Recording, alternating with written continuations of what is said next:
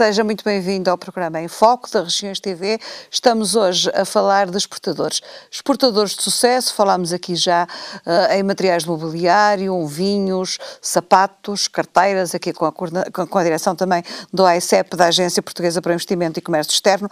E estávamos a acabar a primeira parte aqui com o Sr. Manuel Jacinto das Malas Cavalinho, a querer-me falar também das condicionantes para a exportação, penso eu, não é? Sim, sim, porque quem está a ouvir o programa desde o início, e graças a Deus está a haver empresários de sucesso a nível da exportação, mas quem ainda não está bem nesse barco pode pensar que é muito fácil, mas é muito difícil.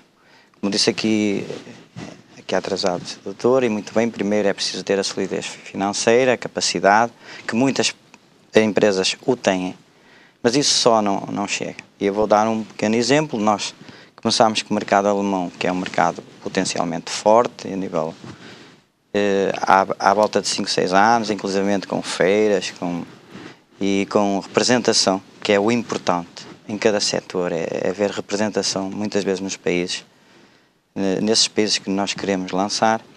E o que acontece é que o mercado foi-se toda à vida com a dívida desse portanto, representante, e que, além da dívida que nos causou, é o mercado que se perde. Portanto, todo aquele esforço que fizemos durante esses 6 anos foi por água abaixo. E não vale a pena nós dizermos, porque há setores muito importantes, como o caso do calçado, dos vinhos, dos têxteis, dos móveis, das máquinas, que são os mais importantes, mas naqueles setores mais pequeninos, que é o caso do nosso... Setores de nicho, mas são nichos de mercado importantes, nichos de mercado. É muito difícil, porque, por exemplo, eu vou dar o exemplo do meu mercado. Nós só podemos vencer num país, geralmente, ou com um trabalho extensivo, próprio, como aqui disse a senhora, que ia 2 ou 3 vezes, se fosse possível, à Inglaterra, ou uma deslocação facilmente, e nós só podemos vencer se realmente estarmos no campo, que é difícil em estar em todos os países ao mesmo tempo. Portanto, teremos que ter representantes. E no setor como o nosso, representantes é muito difícil conseguir, porque um bom representante já tem uma coleção de outra marca qualquer, e com medo da concorrência não aceitar a nossa coleção ou a coleção inerente que vai apresentar. Porque abrir portas, é aquilo que o senhor me está a falar. Que é isso. Portanto, é muito difícil. Portanto, as pessoas que ouviram o programa possam ficar, mas é tudo simples, o grande sucesso.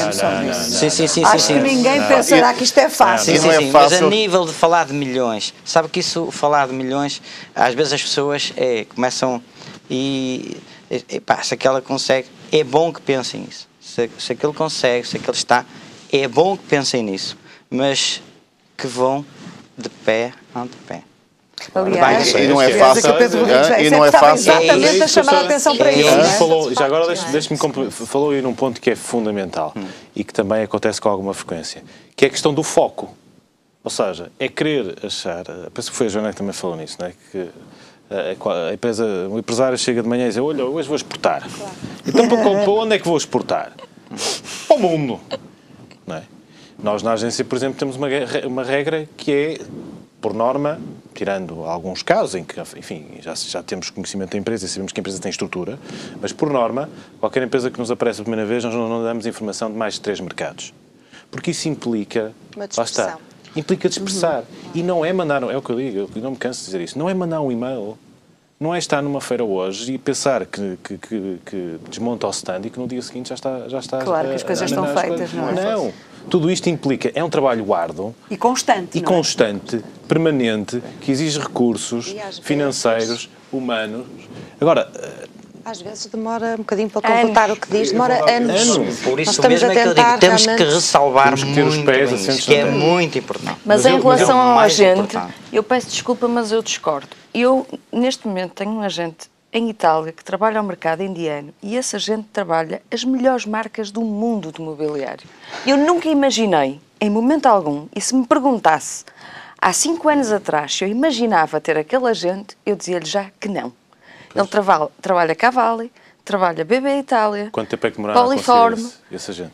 por acaso não demorou nada de especial, foi uma presença na Maison e Objet. No caso dos vinhos, podemos inclusivamente, temos várias marcas de vinho do Porto e de vinhos do Douro, e se calhar em alguns mercados até estamos bem, mas queremos encontrar outro parceiro para uma determinada marca ou para determinada região. E às vezes estamos mais do que um ano em contactos, lá está às vezes eventualmente um pouco no lobby, no estar constantemente presente, nos convites feitos, no abrir portas. Muitas mas vezes a vantagem também das parcerias também passa por aí.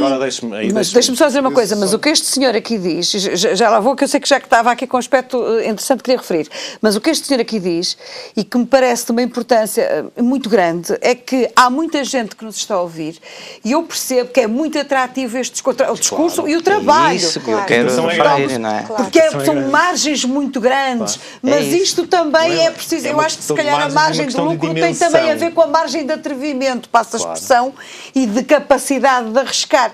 Agora, o que este senhor diz, e para que não aconteça provavelmente que os batam à porta ou batam à porta dos bancos, é ter muito bem os pés assentes na terra. E esta expressão dele parece-me de maior pertinência. Mas essa não deve ser a atitude também em Portugal?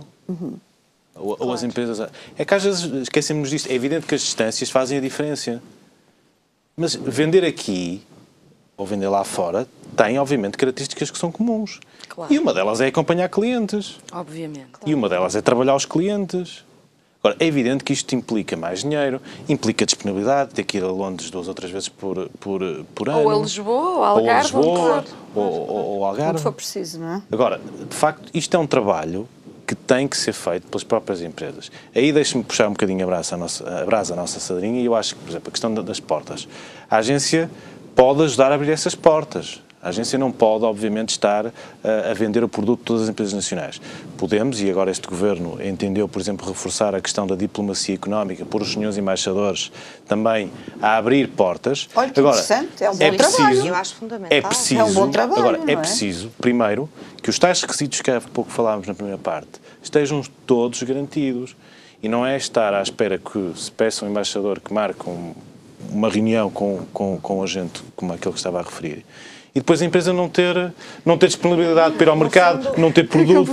Foi o que falamos um bocadinho antes. Estes organismos, as agências de apoio ao comércio externo, a Vini Portugal, todos os setores, deverão ser facilitadores. Não deverão ser os exportadores. E, portanto, eu acho que as empresas devem apoiar nessas instituições na medida em que nos irão ajudar, nos irão dar umas dicas. Exatamente, alavancar. Sr. Manuel Jacinto, eu sei que está com muita vontade de responder. Faz favor, quero ouvi-lo também, porque estava aqui... Vai-me desculpar. Não estamos aqui a falar, se calhar, em situações contraditórias, estamos a falar em situações diferentes. Não, eu gosto de coisa e para que fique bem esclarecido, porque a minha dificuldade é a dificuldade de muitos. Com certeza. Por isso é importante, eu acho que isto que é importante e que ninguém me toma mal. Só que eu ainda, por exemplo, no ano passado, eu tentei, se calhar, ir à procura desses fundos para dar mais alicerces. E realmente encontrei entraves que não valeu a pena. Porque aquilo que me expuseram e aquilo que eu ia ter de benefício e para o risco que eu ia pôr a empresa, que era muito grande, eu peguei naquilo e deitei, para me desculpar a expressão, eu sou muito português, deitei para o caixote de lixo. E porquê? Porque quando se está bem entranhado nesses meandros, é mais fácil. Naturalmente que uma empresa com uma grande exportação, se chegar lá, tem as portas abertas. Agora, não é só uma grande exportação, é uma grande marca. Mas a grande marca... Não é publicidade, a sua marca é super reconhecida, não é nacional e internacionalmente. Mas aquilo que nos foi exposto não valia a pena o risco. Então mais vale eu ter o risco por conta própria e ir ao encontro desses mercados, procurar mercados, que é isso que nós temos feito. Inclusivamente, ainda...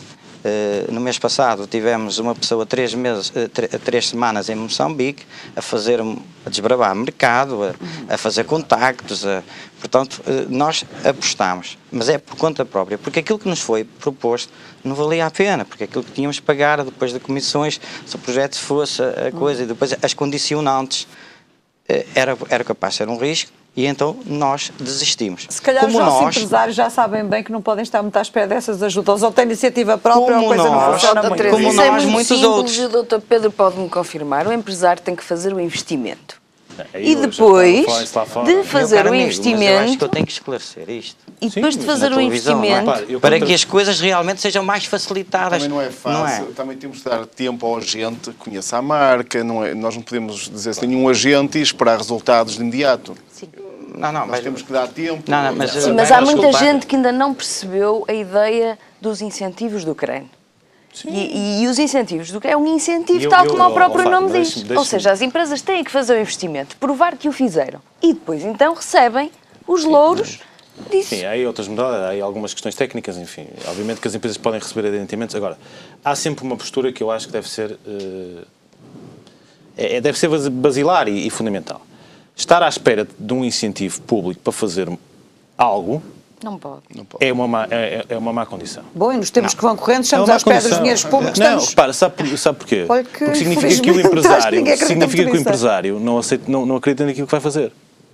Agora, as empresas também não podem deixar, e é para isso que estes incentivos existem, para poder alavancar, poder dinamizar, potenciar, facilitar esses processos de exportação.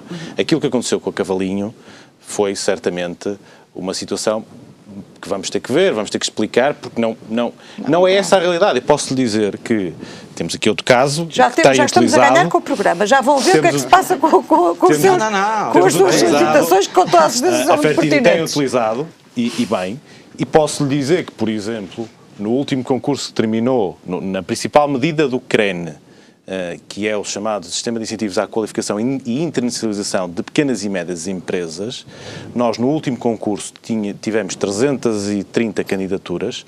Neste último concurso que fechou agora, no dia 16 de Abril, tivemos 1085 candidaturas. Portanto, nunca houve tanta procura por isto.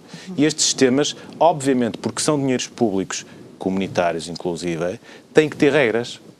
Há regras que têm que ser observadas. Agora, dizer que isto é burocrático, é evidente que obriga a algum trabalho administrativo, como é lógico, por estas razões. Agora, as coisas estão muito, e aí falo por experiência própria, estão muito mais simples do que estavam. Muito mais agilizadas. Eu estava à espera que o Joaquim Moreira da Silva me dissesse realmente até que ponto. Este aspecto que o senhor aqui, o Sr. Manuel Jacinto Cavalinho fala, faz-nos reportar talvez a uma empresa mais pequena, mas que tem uma ligação com uma coisa que eu perguntava agora aos dois. Independentemente dos apoios do CREN, a vossa relação com a banca nos últimos tempos é uma questão que eu pergunto agora aos dois, a estes dois senhores. A vossa relação com a banca, em termos de financiamento, como é que está? Tem havido muito maiores dificuldades? Não tem? Como é que é? Obviamente que sim. Tanto com a banca como as seguradoras. A banca, provavelmente, se vir uma empresa que também está saudável, também tem interesse em... Nós temos um grande problema que são as seguradoras. Nós, por exemplo, a Felmin tem no ativo 2.000 clientes e estão-nos a tirar crédito seguro aos clientes, que é uma coisa muito grave, porque eu tenho clientes que sempre me cumpriram e de um momento para o outro ficaram sem seguros. Eu pergunto porquê, eles dizem, porque a gente tem medo, isto está mal, não sei o quê. Pronto, é a banca e as seguradoras. Os plafons de crédito. Exatamente.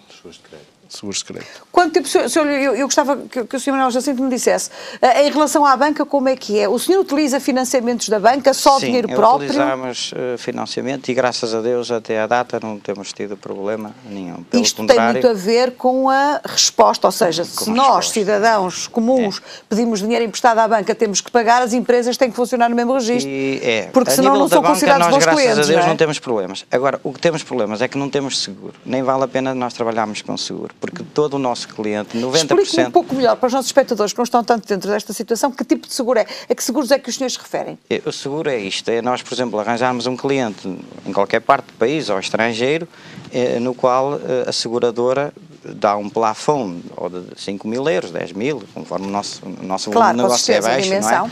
Ou 20 mil. Como, por exemplo, no meu setor próprio, geralmente são clientes, são lojas pequenas, não é?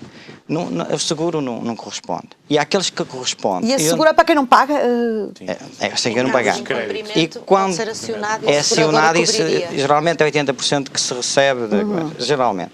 Só que aqueles que geralmente eles correspondem já são seguros nossos, nós sabemos perfeitamente. Portanto, não precisamos de seguro para nada. Está-me a entender? Esse é que é o problema. E é isso que é o mais importante, que é o caso, por exemplo, deste problema que eu tenho na Alemanha. Pronto, a seguradora nunca ia corresponder. É um risco próprio que eu tive que correr. Diga-me uma coisa, os senhores com quem o senhor trabalhava na Alemanha é que não estão a pagar, é isso? Sim. Quem está a senhora Merkel, por favor? Pode ser que ela ouça? Ela gosta tanto dos portugueses? Sabe... Tem cá a troika e tudo, não? Vai-me desculpar, eu não quero ser muito delicado e eu acho que aquilo é a nível dos alemães, eu fico um bocado... Um bocado como? Pessimista, aliás, por ser vítima e não só. Quase que é um pouco estranho, porque é um mercado que, à partida, todos nós pensamos que é um mercado bastante seguro, não é? Sim, eu acho que, independentemente de em Portugal se falar muito na crise, etc., é evidente que se sente a nível europeu uma certa retração nos mercados, em termos económicos. Todos temos um pouco a noção disso. É evidente que não vou aqui citar países mal pagadores ou não, mas sente-se também um pouquinho em termos dos operadores económicos. Mas fala, quais são os países mal pagadores? Nós gostamos de saber estas coisas. Não mal pagadores, mas sente já que há também por este uma retração, por exemplo, países na área da que é, não é? Retração no volume médio de encomendas, porque já exige um investimento ligeiramente menor. Mesmo empresas que são sólidas, se têm a hipótese de pagar a 45 dias em vez de 30, também o fazem, ou também perguntam se pode fazer. Portanto, eu acho que a Europa toda também está um pouco, independentemente de acabarem por pagar, mas está tudo um pouco a jogar pelo seguro, não é? Sabe que muitas das vezes nós portugueses, que gostamos pouco de nós próprios, temos um pouco a ideia de que só nós é que estamos com grandes problemas. Vamos a Espanha, França ou Itália e vemos até a Alemanha, como este senhor acaba de dizer, que um grande cliente seu, isto não tem a ver especificamente com o país, mas tem a ver também com aquela ideia que temos, eles estão muito mais seguros que nós, eles têm muito mais garantias que nós, e depois vai saber nestas coisas que é aquilo real, que é o dinheiro que faz mexer a economia, e depois também há problemas sérios. Tem a noção disso, não tem? Sim, eu acho um pouco sim, mas lá está, eu acho que em Portugal tem que haver um certo filtro também para este fatalismo e para este fadismo que nós temos um bocadinho aculturado, não é?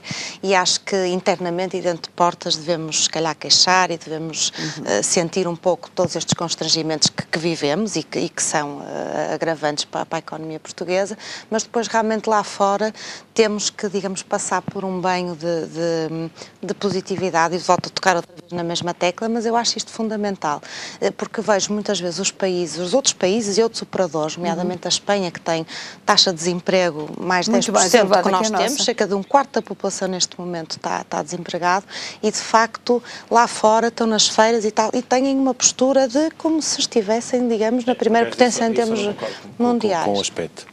É que isto devia começar cá dentro. Pois. Devia começar exatamente cá dentro. Devia começar por tudo, não é? Por educação, pela falta. Se calhar mudando os jornalistas, já tu hoje em dia liga à televisão, o que é que se fala? Claro.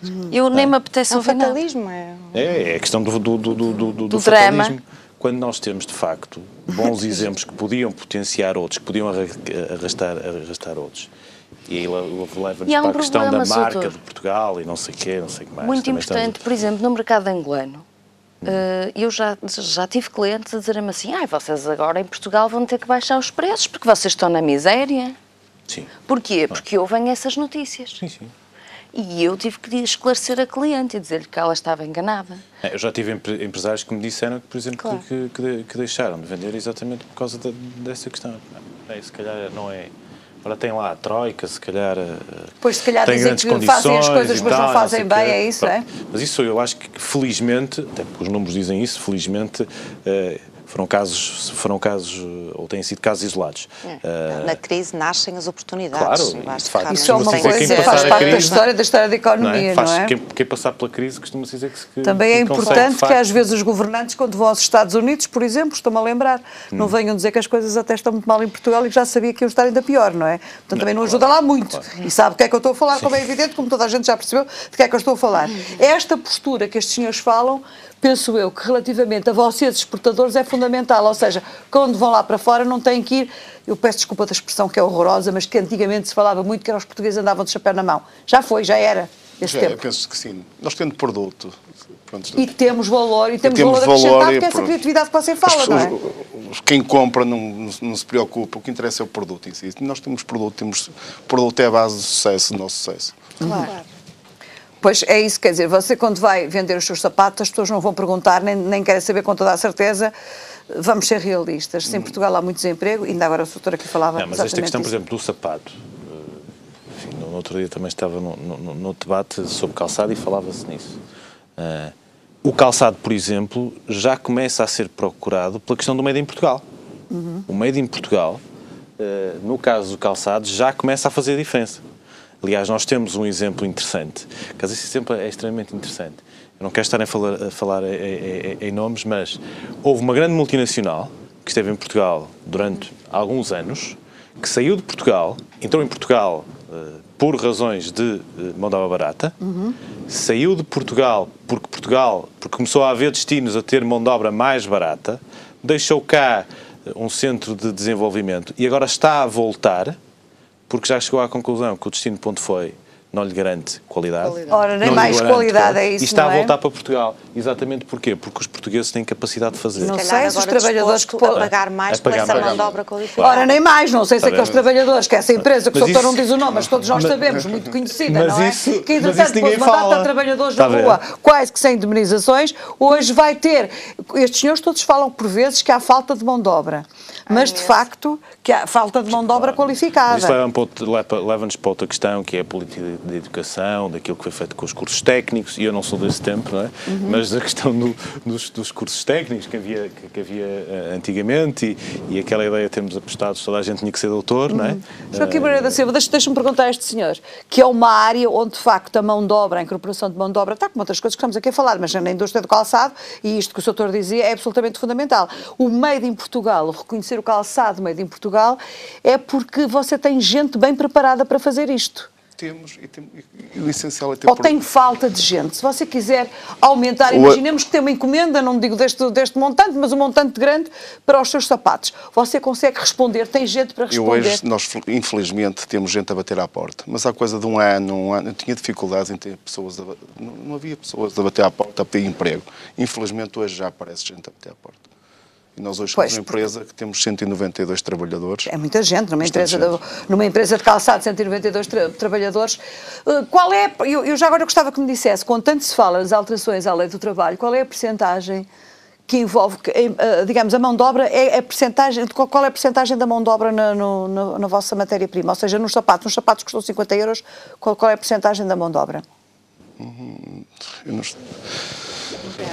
Trabalho, não estou a falar da matéria-prima só, dos custos, estou a falar de trabalho. Sensivelmente um terço? Um terço. Nós talvez tínhamos mais um bocadinho, porque a nossa é muito manual. Pronto, nós trabalhamos e fazemos... Nós estamos aqui a falar hoje de coisas que envolvem todas elas... muita mão de obra e muita especialização. Eu só lhe vou dar um exemplo. Eu, na linha de produção, tenho, por exemplo, 12 pessoas no acabamento, que geralmente precisava de 4 ou 5, hoje estou capaz de ter 20. Porque damos um valor acrescentado ao sapato, mão de obra, é lavado, E é isso que marca a diferença, é isso que faz a diferença no sapato. Já agora deixe-me voltar a outra questão que é fundamental. Temos falado de vários fatores. Temos esquecido de outro que também não deixa de ser importante, que é a questão da gestão e da capacidade de gerir todo o processo.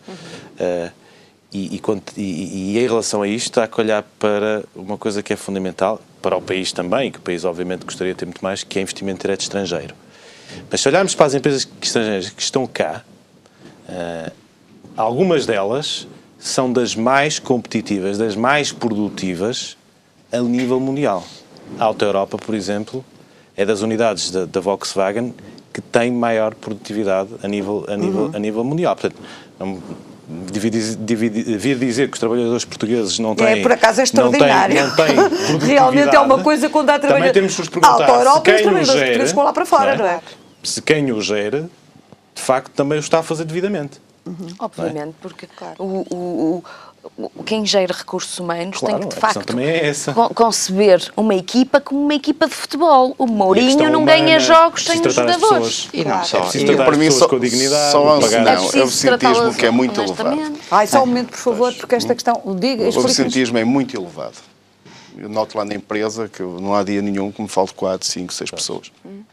Falta muita gente. Mesmo com as novas alterações do Código de Trabalho, mesmo com uma coisa que se chama inadaptabilidade do trabalhador ao posto de trabalho, porque isto facilita extraordinariamente, não tenhamos dúvida nenhuma, facilita extraordinariamente o despedimento. Se você se tiver um funcionário que lhe falta 3, 4 dias constantemente, ou então à segunda-feira, que é também um dia que as pessoas adoecem muito, isso acontecer, eu estou a dizer isto, todos nós sabemos o que é que eu estou a falar, não acho que seja segredo para ninguém, isto acontece em todas as empresas, de todas as áreas.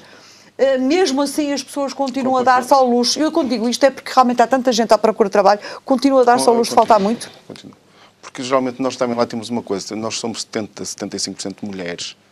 Pronto, e são mães. Mas se calhar também, e desculpe, lá veio defeito. Um negócio numa empresa que não conheço minimamente, mas se calhar essa taxa de absentismo também se reflete mais em trabalhadores que estão há mais tempo na sua empresa. E que, portanto, de certa forma também já têm um determinado comodismo, digamos. Será que também nos novos trabalhadores que estão há menos tempo, se calhar necessitam mais de provar, estão mais... Não há diferença, não. Hoje falta-se com muita facilidade. Dói-lhe a cabeça, pronto, dói-me a cabeça, fico em casa. Eu acho que enquanto nós o permitirmos, isso vai sempre acontecer. Mas se me permitem sobre esse setor... Diga, Sr. Manuel Jacinto. Eu penso, pelo pouco que conheço do mundo, que nós temos os melhores trabalhadores do mundo. Porque eu, por aquilo que eu vejo na minha empresa, por aquilo que eu vejo em algumas empresas e aquilo que eu vejo lá fora, sinceramente, se nós não somos produtivos, se nós não temos qualidade, e a qualidade está por aquilo que nós dissemos, porque as nossas exportações estão a crescer, porque é produto do nosso trabalho, do nosso trabalhador, apesar de algumas faltas, como aquele senhor diz, muito bem. E muitas vezes não é só a dor de cabeça, porque a mulher é muito importante. A mulher, precisa saber compreender a mulher, porque é mãe. Porque o filho, se estiver doente, não é o pai, geralmente. Já começa a haver muitos pais que vão, mas é a mulher, é a senhora que vai com o filho, não é? Embora realmente a mentalidade está a mudar, mas as coisas não mudam de um dia para o outro. E é isso que realmente nos falha.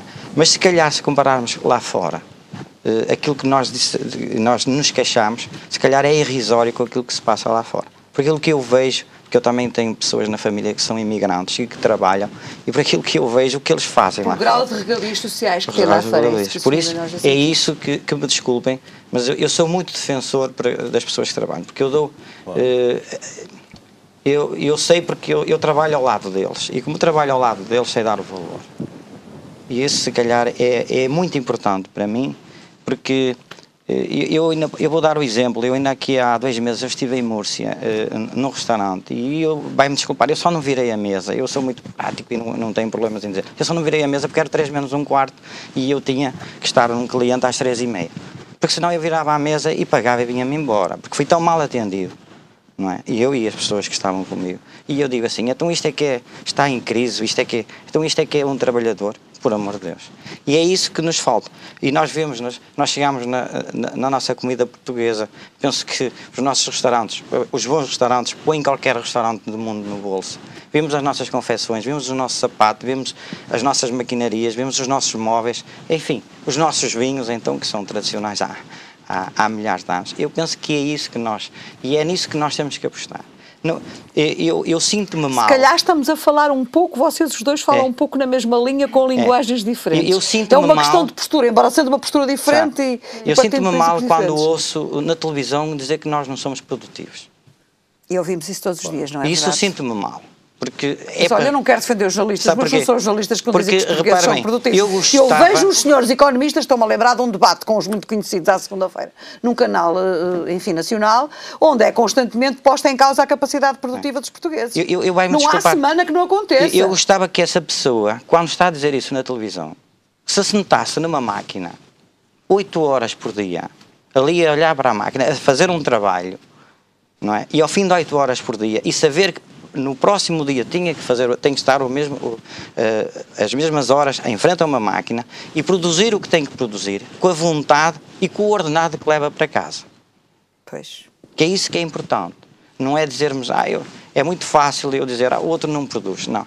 E é isso que eu tento transmitir às pessoas que trabalham comigo. Sr. Jacinto, não teve que despedir pessoas ultimamente? Não, graças a Deus, e espero não vir a despedir ninguém tão cedo. E o primeiro a ser despedido que seja eu. Pronto, mas de qualquer das formas... Não deixa a sua empresa... Não, eu posso... Nem que trabalho de borla. Não, este senhor, além das malas, tem outras coisas engraçadíssimas. Tem um presépio que é conhecido no país inteiro, que é uma coisa absolutamente extraordinária. Tem muitas coisas para se entreter e tem uma belíssima empresa. Mas eu gostava, aliás, é muito curiosa, e ainda bem que eu os tenho aqui aos dois, com posições completamente diferentes. Falava-me aqui o Sr. Manuel Jacinto nesta questão do absentismo, por exemplo, da grande incorporação de mão de obra feminina e também na postura que as próprias mulheres. E pergunto-lhe assim, a você que é mulher, eu também sou. E mãe. Como é que é? E mãe também. E viajo. Como é que se concilia estas coisas de uma grande empresária com o papel de mãe, por exemplo? Eu acho que... Isso dá para perceber melhor os operários, as pessoas que trabalham convosco? Eu acho que tem que haver, em primeiro lugar, um grande respeito por todas as pessoas, independentemente de serem mães e mulheres que trabalham e que efetivamente gostam daquilo que fazem. Portanto, eu acho que tem que haver muita paixão pelo que nós fazemos. Acho que tem que haver um sentimento de gratificação por sentirmos que estamos a levar os nossos vinhos, os vinhos da São Jovinhos neste caso, os vinhos de Portugal lá fora e, portanto, isso também nos traz muita gratificação e mais força para encararmos estes desafios, estas viagens.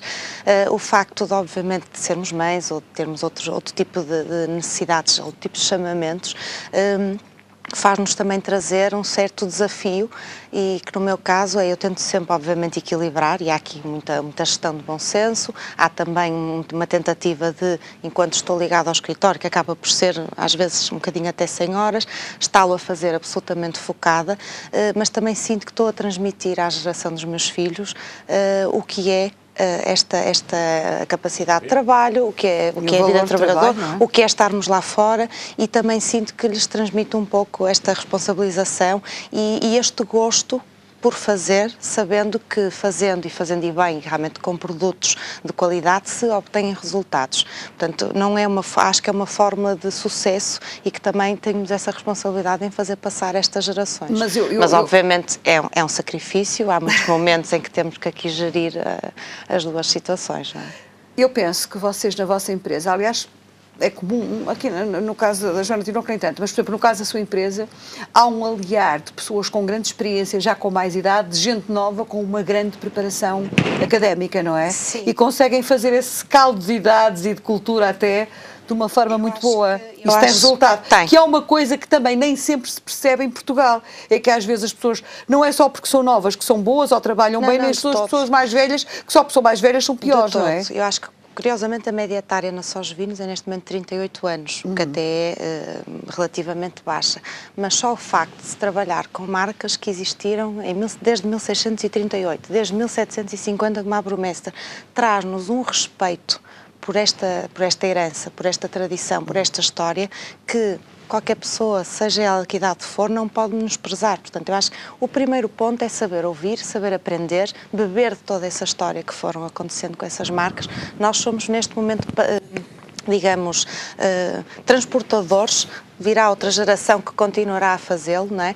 E, portanto, eu acho que tem que haver muita humildade de aprender com quem está no setor há muito tempo, e o setor do vinho realmente é muito tradicional. Nós todos os anos temos na empresa um dia em que nós chamamos o Dia Aberto da Vindima, em que todas as pessoas que estão no escritório, a área comercial, as pessoas da contabilidade, as pessoas que estão na linha de enchimento são convidadas pelas equipas do Douro, que estão ali de sol a sol nos famosos 9 meses de inverno e 3 de inferno, não é? Então somos convidados a participar um dia na Vindima, em que, curiosamente, são escolhidos os chocalcos mais estreitos e mais difíceis de vindimar para nós sermos praxados, passa a expressão, e para percebermos o que é o dia-a-dia, não é? Mas, de facto, também ter um conhecimento muito grande. E essas coisas, no fim do dia, nas grandes empresas, há uma incorporação realmente e levamos para casa muito mais o que são os nossos vinhos, o que é que eles custam desde a plantação da vinha à vinificação e, portanto, um respeito cada vez maior, não é? Portanto, acho que este mix etário de experiência, trabalhamos em open space, o que também nos dá uma proximidade muito grande com outras áreas, com outras experiências no fundo, e é do beber de todas estas informações que nós fazemos a nossa função mais rica, não é? Esta é a minha até visão. Porque, Joaquim Moreira da Silva, até porque hoje em dia um empresário, um grande empresário também tem que ser um trabalhador, não há esta separação como... Temos que viver o produto. Isto que a Rita Camelo aqui me está a dizer e que parece tão simples, mas é muitas das vezes o segredo de uma grande empresa, É de facto que as pessoas que estão num determinado extrato profissional conhecerem, até pelos nomes, muitas das vezes, segundo julgo saber também, exatamente, que é de uma importância fundamental. Se você estiver a falar com alguém com quem conhece o seu nome, é completamente diferente do que estar, enfim, dá-lhe uma postura e dá-lhe uma garantia e até uma forma mais próxima de contactar com essa pessoa, não é? Eu penso que sim. Nós vivendo o produto, estando acompanhando o produto, ver o produto nascer... Você tem umas centenas... Você conhece os seus trabalhadores todos? Todos. Eu acompanho a produção diariamente, por isso, e conheço por nome e brinco, sou uma pessoa muito sociável, brinco, falo futebol, pronto, lá é um ambiente bom, saudável. Uma família.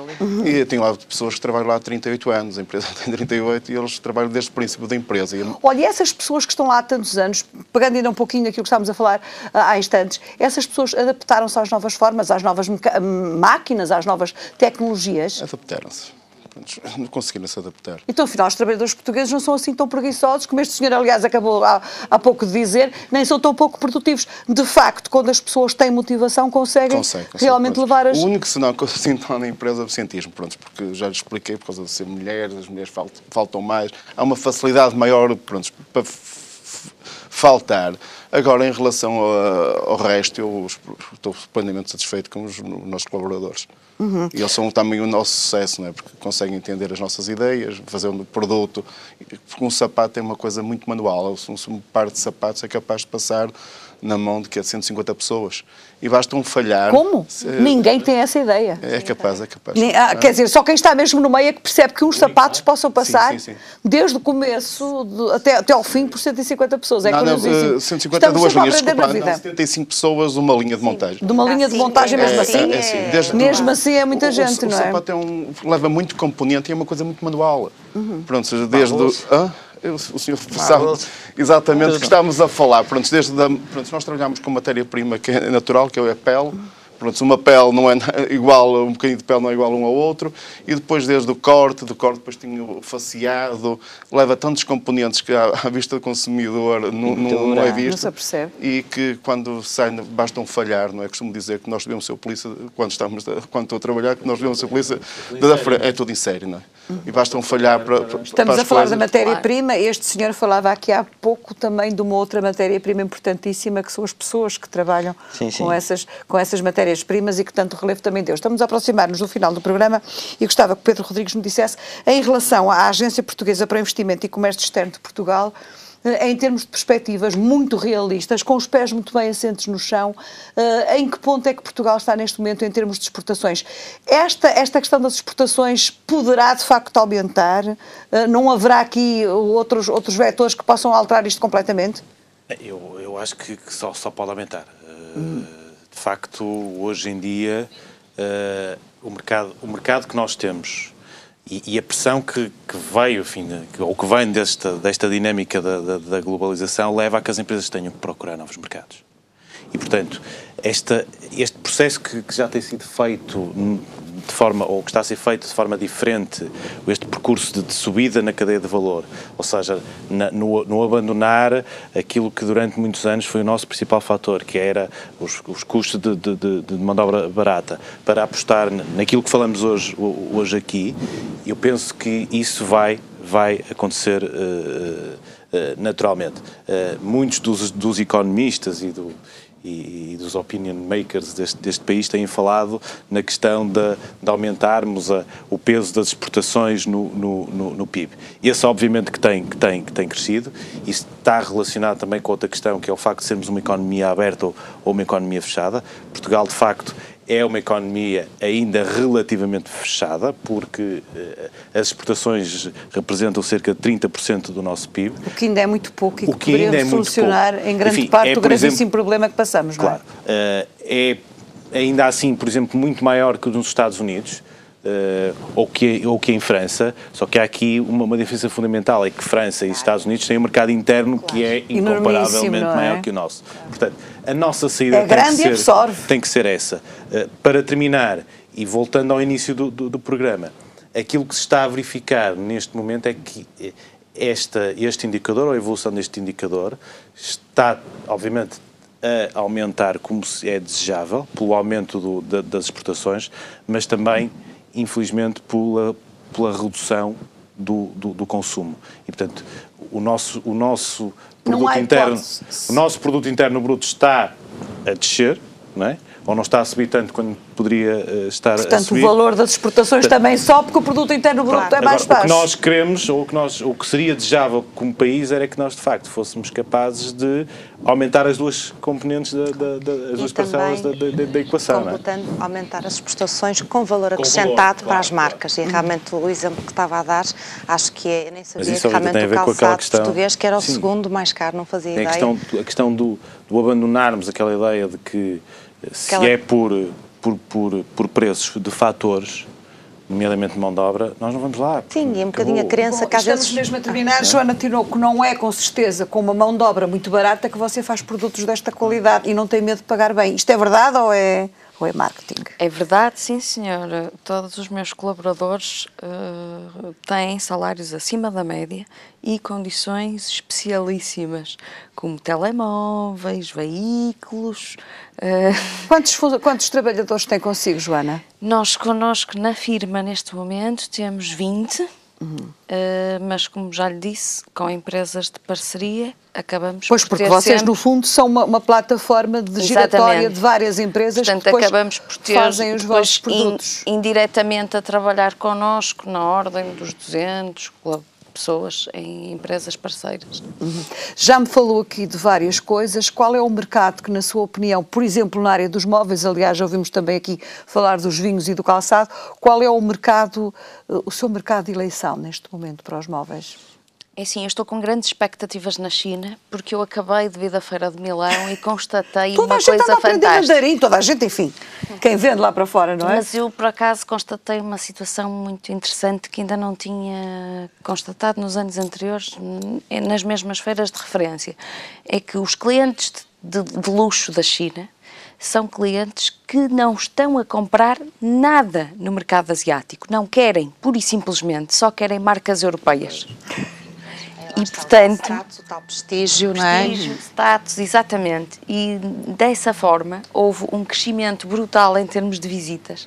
Cerca de 25 novos clientes e potenciais contactos extremamente interessantes, porque diziam mesmo, nós produzimos, temos 150 lojas, mas não conseguimos atingir o cliente de luxo.